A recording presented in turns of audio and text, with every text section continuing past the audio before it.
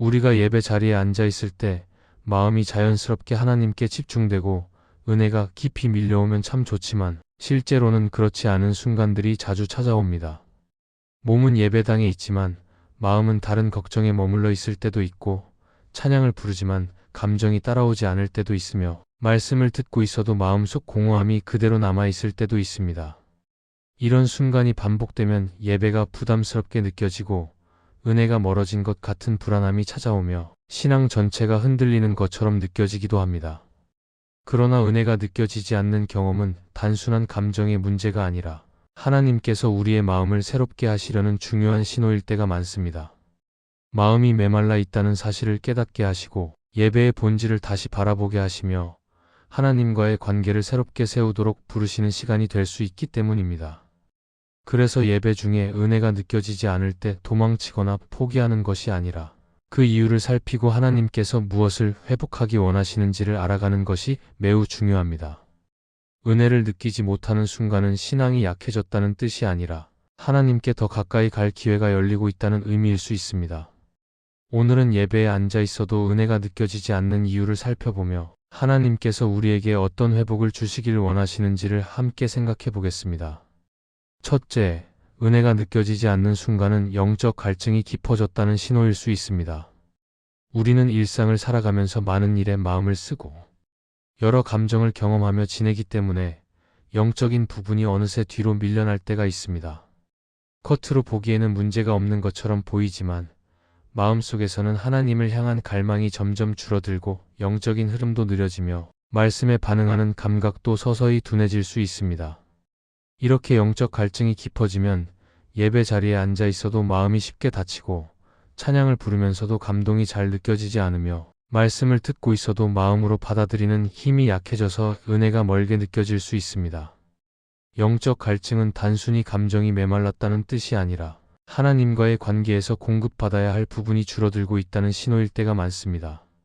그래서 은혜가 느껴지지 않는 순간을 단순한 침체로만 생각하기보다 마음이 무엇을 잃고 있는지 돌아보는 데서 시작해야 합니다. 성경에서 사무엘은 하나님의 말씀이 희귀하던 시대에 하나님을 찾는 마음을 회복하도록 부름을 받았습니다. 사무엘이 자라던 시기는 말씀이 자주 들리지 않았던 때였지만 바로 그 시기에 하나님은 조용한 부르심을 통해 새로운 시작을 열어주셨습니다. 이처럼 영적 갈증이 깊어진 시기에는 하나님께서 우리를 다시 찾으시고 마음을 새롭게 세우시려는 뜻이 담겨 있을 수 있습니다. 우리는 종종 영적인 갈증을 문제로만 여기지만 하나님은 그 갈증을 통해 더 깊은 은혜를 준비하시는 경우가 많습니다. 그래서 은혜가 느껴지지 않을 때는 하나님께서 나에게 무엇을 채우려고 하시는지, 어떤 부분을 새롭게 하려 하시는지 살펴야 합니다. 마음이 메말라 있다는 사실을 인정하는 순간부터 회복이 시작될 수 있습니다. 영적 갈증이 깊어지면 삶의 작은 부분에서도 쉽게 지치고 마음이 요동치며 예배가 부담스럽게 느껴질 수 있지만 반대로 그 갈증을 하나님께 가지고 나아가면 은혜는 다시 흐르게 됩니다. 하나님은 우리의 갈증을 외면하지 않으시고 더 풍성한 은혜로 채우실 수 있는 분입니다. 그러니 은혜가 느껴지지 않는 순간을 두려워하기보다 하나님께 나아가야 할 때라는 신호로 받아들이는 것이 마음을 회복하는 첫걸음이 될 것입니다. 둘째, 예배에서 감동을 찾으려는 마음이 너무 크면 정작 하나님을 바라보는 시선을 잃을 수 있습니다. 우리는 예배에 참여할 때 좋은 찬양을 듣고 마음이 뜨거워지는 경험을 기대하고 말씀을 들으며 깊은 위로가 밀려오기를 바라기 때문에 자연스럽게 감동을 기준으로 예배를 평가하려는 마음이 생길 때가 있습니다. 그러나 감동을 먼저 찾기 시작하면 예배의 중심이 하나님이 아니라 나에게 맞추어지기 쉬워지고 결국 예배의 흐름이 하나님을 향한 시간이 아니라 스스로를 만족시키는 시간이 될 수 있습니다. 감동은 예배의 결과로 주어지는 은혜일 수 있지만 예배의 목적이 될 수는 없습니다. 그래서 감동을 지나치게 기대할수록 예배는 마음에 맞지 않는 순간이 늘어나고 은혜가 느껴지지 않는다고 생각하는 일이 반복될 수 있습니다. 예배는 마음의 느낌을 채우기 위한 시간이 아니라 하나님께 마음을 열고 나아가는 시간이라는 사실을 기억하셔야 합니다. 성경에서 마르다는 예수님의 집에 예수가 오셨을 때 해야 할 일에 마음이 쏠려 있었고 그분의 임재보다 자신의 상황에 더 집중했습니다. 마르다는 예수님을 사랑했지만 시선이 분산되자 마음이 불안해졌고 결국 예수님을 온전히 바라보지 못했습니다. 은혜가 느껴지지 않는 이유가 항상 잘못된 신앙 때문이 아니라 이렇게 시선이 바뀌었기 때문일 수 있습니다. 감동은 마음을 흔들어주는 순간일 뿐이며 하나님을 바라보는 시선이 중심에 있을 때 자연스럽게 따라오는 열매가 될 수 있습니다. 그래서 예배에서 감동을 먼저 찾기보다 하나님께 나아가려는 마음을 먼저 세워야 합니다. 예배의 순간에 마음이 흔들리더라도 하나님을 향하려는 태도를 유지하면 감정은 서서히 따라오고 은혜도 다시 흐르게 됩니다. 반대로 감동을 얻기 위해 예배를 바라보면 작은 요소 하나에도 마음이 다치고 예배의 본질을 놓치게 되는 일이 생길 수 있습니다. 예배를 통해 하나님을 바라보는 마음이 회복되기 시작하면 감동은 그 이후에 자연스럽게 열리게 됩니다. 감동은 예배의 기준이 아니라 하나님과의 만남 속에서 생겨나는 선물이라는 사실을 마음에 새기며 예배의 중심을 다시 바로 세울 때 은혜는 더 깊고 온전하게 스며들게 될 것입니다. 셋째, 내 감정의 기준을 내려놓고 하나님께 자신을 열 때 은혜는 다시 흐르게 될 것입니다. 예배 중에 은혜가 느껴지지 않는 순간에는 대부분 감정이 기준이 되어 있는 경우가 많습니다. 우리는 예배를 드릴 때 자연스럽게 마음의 울림과 감동을 기대하고 감정이 움직이지 않으면 은혜도 없는 것처럼 느껴질 때가 있습니다. 그러나 은혜는 감정이 만들어내는 결과가 아니라 하나님께서 주시는 은혜를 받아들이는 마음의 태도에서 시작됩니다.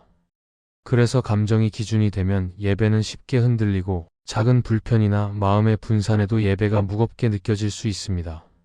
마음이 닫혀있는 상태에서는 아무리 좋은 말씀을 들어도 깊이 스며들지 않고 찬양을 불러도 감동이 생기지 않는 이유가 바로 여기에 있습니다. 하나님은 우리의 감정보다 마음의 방향을 보시는 분이기 때문에 감정이 잠잠한 순간에도 하나님께 마음을 열면 은혜는 다시 흐를 수 있습니다. 성경에서 한나가 성전에 나아갔을 때 감정은 고통과 슬픔으로 가득했지만 하나님께 마음을 열어 기도하자 하나님은 그 진실한 마음을 보시고 응답하셨습니다. 한나의 감정이 밝아서 은혜를 받은 것이 아니라 감정 그대로 하나님께 자신을 열었기 때문에 하나님의 은혜가 흘러가기 시작한 것입니다.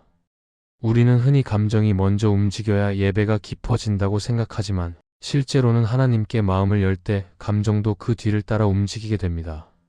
그래서 예배 중에 감정이 무겁고 은혜가 느껴지지 않는 시간이 찾아오더라도 그 순간을 실패로 보지 않고 마음의 문을 다시 열 기회로 바라보는 것이 중요합니다. 감정은 변하기 쉬운 요소이지만 마음의 중심은 하나님께 향할 수 있습니다. 내 마음 안에 복잡한 감정과 생각을 하나님께 숨기지 않고 솔직하게 올려드리기 시작하면 그 순간부터 마음의 공간이 열리고 은혜가 스며들 자리가 만들어집니다. 때로는 아무 감정도 느끼지 못하는 상태에서도 하나님은 우리 안에서 조용히 일하고 계시며 우리가 마음을 열기만 하면 그 일하심이 조금씩 드러나게 될 것입니다. 그래서 은혜가 느껴지지 않는다고 해서 예배가 의미 없는 시간이 되는 것이 아니라 오히려 감정의 기준을 내려놓고 하나님께 더 가까이 나아갈 기회가 될 수 있습니다. 감정이 기준이 되지 않을 때 예배는 더 깊어지고 마음은 더 자유롭게 하나님의 은혜를 받아들일 수 있게 될 것입니다. 이 말씀이 마음의 은혜가 되셨다면 좋아요와 구독으로 함께 해주시기 바랍니다. 또한 댓글에 아멘이라고 남겨주시면 이 말씀이 더 많은 사람들에게 전해질 것입니다. 여러분의 삶에 하나님의 평안과 축복이 늘 가득하시기를 바랍니다. 감사합니다.